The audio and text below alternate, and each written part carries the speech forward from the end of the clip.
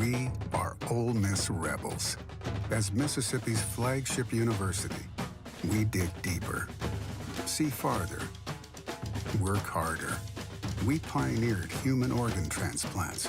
We helped prove Einstein's theory of gravitational waves. We are conducting life-changing research that solves the problems of today. We are Ole Miss, transforming lives and the world.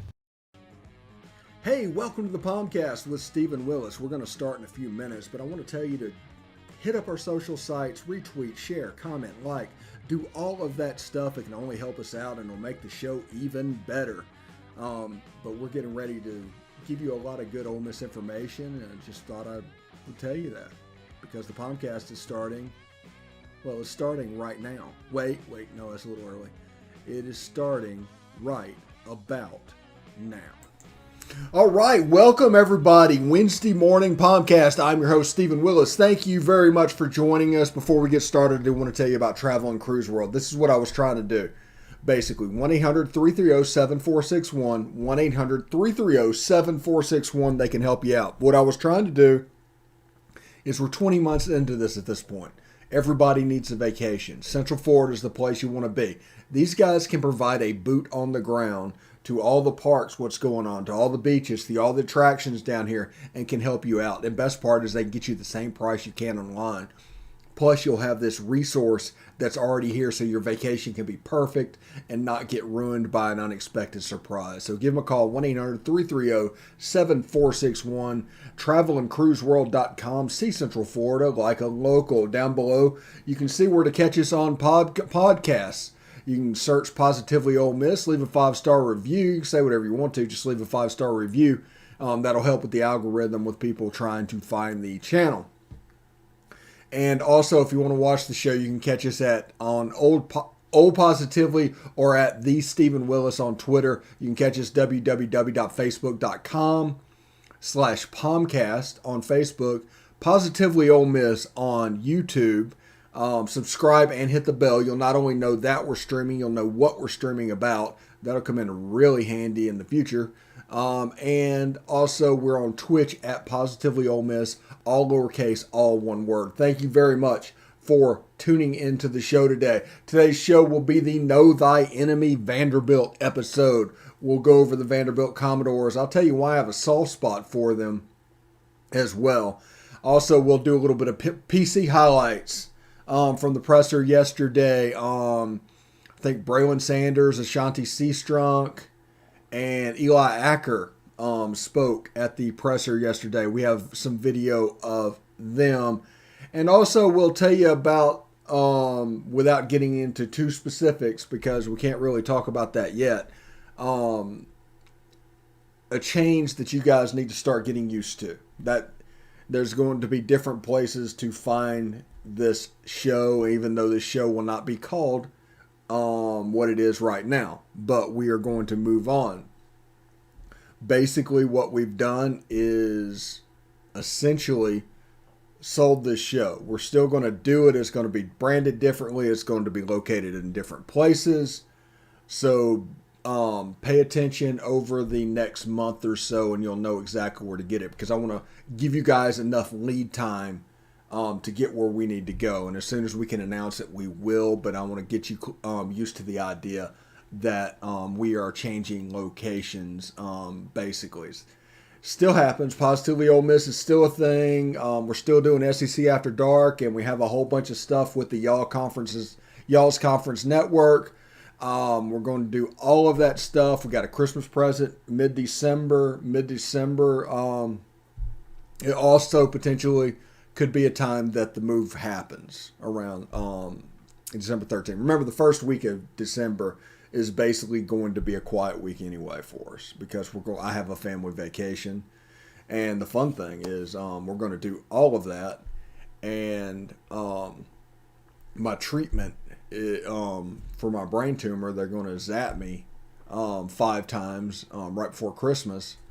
It's going to start on the 15th. So I'm probably going to set that one up for like a late in the afternoon type appointment, and then an early in the morning appointment after that. So because that is early signing day, in case you didn't know. But that's kind of the plan.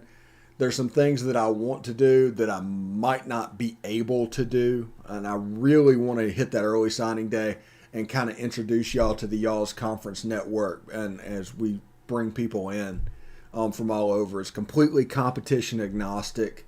It is completely content agnostic. If you want to join into this circle, you can basically advertise with a bigger piece of the pie because we pair shows back and forth. So it'll be interesting. We'll grow that. That's going to start after the new year. And this show is going to change a little bit in mid-December. So I'm pretty fired up about that. And as more details come in, we will let you know about it. But let's talk about Know Thy Enemy Vanderbilt. And this is probably not going to be one of the most listened to podcasts ever. But Vanderbilt's averaging 15 points a game. They're giving up an average of 35 points a game. It's obvious to see why they're 2-8. Their wins are against Colorado State and UConn, which, what does that say about Colorado State? I need to look them up and find out what they are. Offensively, Vanderbilt is averaging, 297 yards a game. Good grief, poor Vandy. Defense is giving up 459. They're throwing the ball for 182. They're giving up 268. They are running for 115, giving up 190. That tells me they have a line issue. Both of their lines, offensive line, defensive line, that's going to be the first step in this rebuild, is rebuilding the offensive and defensive line, it looks like. Ken Seals, who's had trouble with injuries throughout the year because they have trouble on the line, has thrown for 1,173 yards, 5 touchdowns, 8 interceptions. Remember, I'm the captain and founder of the Ken Seals fan club, but this offense is not fitting him at all, and that offensive line, it's a problem. Mike Wright, who is more of the mobile quarterback, has thrown for 603, 7 touchdowns, 4 interceptions, probably because he can scramble around a little bit. Hey, we're going under 2 hours potentially by the end of this show for the Egg Bowl, so that's pretty fantastic. Also, if you look at rushing, they have 2 backs, including Mike Wright, the quarterback, 2 players that have gone over 300 yards. Rocco Griffin is about to go over 300 yards, so they'll have 3 players over 300 yards shortly. Their leading receiver is Chris Pierce. He's caught 43 passes, 2 of those for touchdowns. Backup is Will Shepard, or second is Will Shepard. He's caught 36 for 416. So, yeah, it's about what you expect. They don't throw the ball much to players out of the backfield. They've sacked the quarterback, looks like about 8 times. Their TFL number is, their best one is Anthony Origi, and he has 9.5 tackles for loss. So that's actually a good number. And kind of the Vanderbilt defensive player number that we've come to expect. They've picked up the ball. It looks like they have 12 picks. So they're good at getting turnovers a little bit. Yeah, it's just one of those things, honestly. Their leading scorer is their field goal kicker. Their leading touchdown maker is Cam Johnson. You remember him from last year, but he is actually down the list on receptions. He is 4th on the team in receptions and 4th in receiving yards as well. So that's interesting. As good as he was with the team last year, he was kind of their whole thing. Ken Seals relied on him quite a bit. But he's 4th on this team. I'm not overly impressed with what has happened at Vandy at all. Colorado State. I did want to check them out as well. So we'll see what they're doing. They're 3-7, with a win over. They beat San Jose State. They dog stomped San Jose State. But wins over that, Toledo and New Mexico are their 3 wins. And then later in the year, it's starting to kind of fall apart on them. They got a nice road trip this weekend to Hawaii. So they should enjoy the heck out of that. So that is the know thy enemy Vanderbilt. We're not talking statistically about a team that should scare you much at all when it comes to what's going on and how, whenever you look at SEC teams, Vandy should not stand. Because Ole Miss should dominate on both lines. They should dominate, honestly, at skill positions. They have better players than Vandy has. Everybody's nervous about Vandy, but this is not the Vandy that is a typical Vandy. This is a last year type Vandy. Derek Mason, for all the good things about him, ran that program a little bit off of a cliff. And in doing so, just put Vandy in a horrible, horrible position. Now, I will always have a soft spot in my heart for Vanderbilt. Always. It just, they operated on my tumor. I was in neuro ICU 3 separate times, basically for the whole month of August. One year I was in neuro ICU at Vanderbilt. The standard of care I got was fantastic. I will always have a soft spot for Vanderbilt. There's no doubt about that. Now, in saying that, Vandy has issues talent-wise.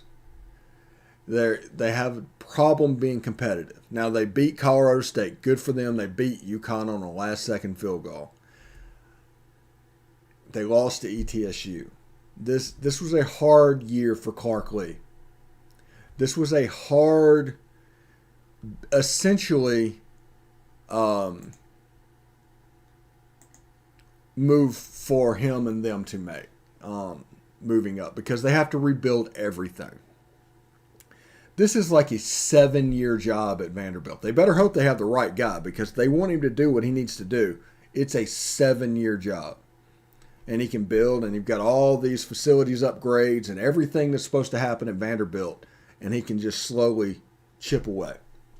Now, I expect Vanderbilt and Ole Miss, the series, to wind down. This is the game that when Texas and Oklahoma comes in the league and they split East and West, there's a nice, neat thing. Ole Miss is going to lose the Vanderbilt game. And that's fine. There shouldn't be permanent cross-division opponents anyway. But in saying that, I will miss not having it. Now, the problem for them is Alabama and Auburn's going to likely go to the East when Texas and Oklahoma come into the league and Missouri comes over to the West. And that is going to leave poor Vanderbilt to deal with Alabama, Auburn, Florida, Georgia. Tennessee's on their way up. But teams like Kentucky and Vanderbilt, I pretty much genuinely feel sorry for what they have going on. It's a bad look. I'll put it like that. But I do want to say that, like I said, I have a soft spot for Vandy. I want things to go well for Vandy. Things are not going well right now competitively on the field.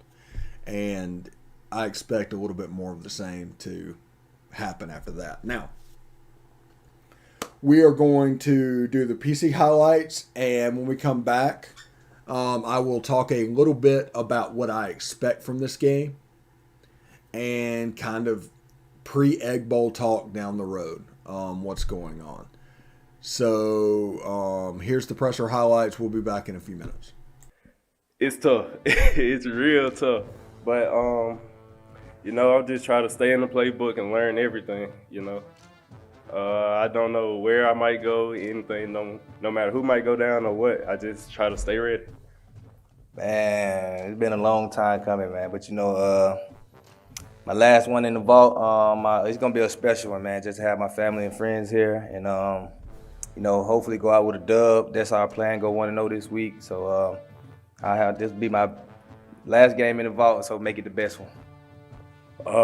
Well, figured out just kind of first of the week, they put me in there running with the ones, and all week just ran with the ones, and then just on Friday kind of figured out I was going to start. And main thing with preparation was a lot of film, watching film, seeing what those guys do, what they're good at, their pass rush moves, all that.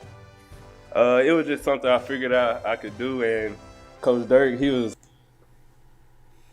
All right. Sorry about that. I had a graphic problem, and I went to fix it and accidentally clicked off of it. So that was the press conference highlights. Woohoo! Sorry about that. We'll do better with that next time. So the way I expect this game to go, by the way, everybody will probably get a couple minutes back because of that happening. But the way I expect this game to go is Ole Miss is going to work to try to score as many points as they can as quickly as possible. So I genuinely expect Matt Corral and Braylon Sanders and those guys to come out and kind of turn it loose. I expect double moves. I expect all of that stuff in hopes that this game is 31-0 at halftime so they can recreate what Kentucky did. I expect Ole Miss to try to get up in front as quickly as possible because Ole Miss plays Thursday night. Ole Miss versus Mississippi State. You get your Egg Bowl, you get your Thanksgiving, but that is Thursday night. So the quicker they can get them off the field, the quicker you can start the recovery process. You can have fun and you can get ready for that game because that Ole Miss Mississippi State game has the potential to be quite fun, and in doing so, it's going to be very enjoyable. Like I said, I do not live in the state of Mississippi. I am wired a little bit differently when it comes to games like that. I don't believe in trash talk. I don't believe in anything about the other team. So if you are a fan of another team, let's say Tennessee, and I care about you and this interest that you have for literally 3 hours at a time, and not enough to talk to you about it. That's the way I view it. Because I follow Ole Miss football for my enjoyment, for what I want to do. I don't care about your enjoyment because it doesn't match up with what I want. And I'll compete with you for those 3 days, but I won't talk trash to you. There's no sense in talking trash to you. And at the end of it, it just is either going to go away or you're going to be very happy. You're going to be elated. And that goes with me also being a program fan. See, I'm a fan of the program. I'm not a fan of the games. I don't make sweeping judgments based off of one game. I'm a fan of the program as a whole. When it's time to move on for a coach is when the program gets to the point where I don't see if it can move back. I'm not going to hop on in the middle of the second quarter and say the head coach should be gone. That's not how it'll work. But I expect them to try and score as quickly as they possibly can. I think they are going to blitzkrieg Vandy because they have to, because they want Matt Corral to have the numbers and to be able to sit down at halftime. Think about this. They're trying to reignite Matt Corral's Heisman campaign, especially now that the weapons are back. You need numbers. He's going to have to throw for 350. He's going to have to throw for 4 or 5 touchdowns. How are you going to do that? And that'll be a blitzkrieg in the first half is the answer to that. I expect them to try and get chunk yardage for people that want to look at box scores leading up, but against Vanderbilt, he needs 300 yards, 400 yards. He needs a typical Matt Corral type performance. I expect him to not run a little bit because he's going to save that for the state game. I do expect him to run a little bit for the state game. So that's the way I see this game going. Now, will it? Who knows? I'm just telling you what I think the game plan will be and what they want to do. And if that happens, all of a sudden you have Matt Corral putting up unbelievable numbers, well over 300 yards, a blowout of Vandy. They move up to 10th in the next week's college football playoff. Remember, everybody's talking about the college football playoff rankings because Ole Miss came in at ranked 12th. Fine. Do not get upset about these rankings because they don't matter until the last one. The last one matters. The rest of them don't. Because it's been proven that the college football playoff does a new ranking every time. One does not really influence the other. So if Ole Miss wins poorly against Vanderbilt, you'd think that, well, the polls might drop them a place or two. Oklahoma might go over the top of them. Well, it doesn't work. This is a new ranking. Ole Miss could be 18th next week. Ole Miss could be 6th next week. Anywhere in between. Because it's so random. It's not a linked ranking to where if you lose a game, you're going to move up a couple pieces. If you or you lose a game, you're going to move down. If you win the game, you're going to move up. It doesn't work that way. Now, there's some things that contribute that's going to look the same way, but these rankings are not based off of normal rankings. Just a heads up there. And Oklahoma State plays Kansas State, I believe. No, Baylor plays Kansas State. Oklahoma State still has Bedlam left to go. Michigan State has Ohio State. Michigan has Ohio State. There's a lot of potential for carnage in the positions above them.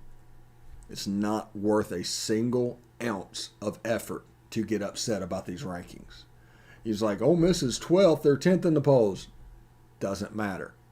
It's not worth a single ounce of effort. The main thing that you need to realize, Ole Miss is 12th. What does that mean? That means they're Access Bowl eligible, which means the Peach Bowl's in play, which means the Sugar Bowl's in play.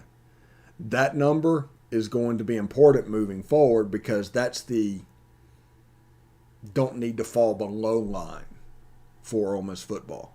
And if Ole Miss wins the next two games, they're going to get where they're going to get. And I suspect that if they went out, they could end up in the Sugar Bowl. Alabama at 2, the second-rated college football playoff, and it's not even close. That means if Georgia wins a close one against Alabama, Alabama's not going to fall past 4. You're going to get that game. You're going to get that Alabama-Georgia game in the playoffs, one way or another. Now, if you have the Oregon or Ohio State and the usual suspects coming into things, I mean, Oregon, by the way, has Utah with 3 losses, and they're an underdog this week. There's carnage that, at this point in 2007, it looked like a high upset type of season. And then the last 3 or 4 weeks, just carnage happened. That's how LSU won the national championship that year, with 2 losses. Carnage just happening over and over and over again. Remember, be careful with that. Because chaos and carnage, it's your buddy now. The only thing you do not need, the only thing, if Alabama is not going to lose to Arkansas and Auburn, which it honestly is possible, Bryce Young could go out in the first series and get hurt, and Alabama has to quarterback with the backup, and that would be a problem against a team like Arkansas. So something like that can happen. But the likely scenario is Alabama probably needs to roll. You need to root for Alabama to roll these next few weeks. If they have Bryce Young, if Alabama wins, they need to win going away if they're not going to lose. If they win against Arkansas, they need to blow out Auburn. You don't need to root for the flip thing because you can't get to Atlanta regardless. So that's how you need to root moving forward. Also, big thanks to Mississippi State for that game against Auburn. That helped us out greatly. Thank you very much. And LSU, offensively, they've got problems. Defensively, pretty salty. So as more information hits about the transformational nature of the month of December for our show, we will let you know. And we'll see what happens. It's going to be a couple of things that come to the forefront. So thank you very much for tuning in today. And obviously tune in tomorrow for more. And have a great time, okay? Hotty toddy.